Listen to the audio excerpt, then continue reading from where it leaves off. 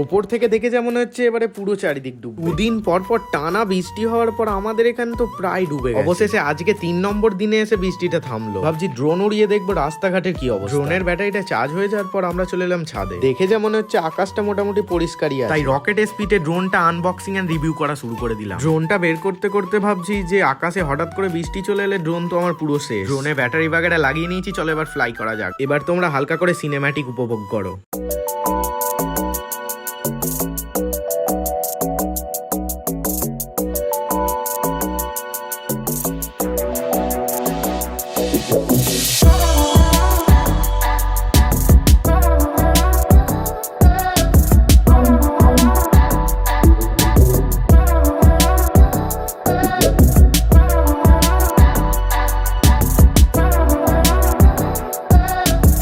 হর হর মহাদেব। আজকের ব্লগ এখান অবধি, দেখা হচ্ছে পরের ভিডিওতে।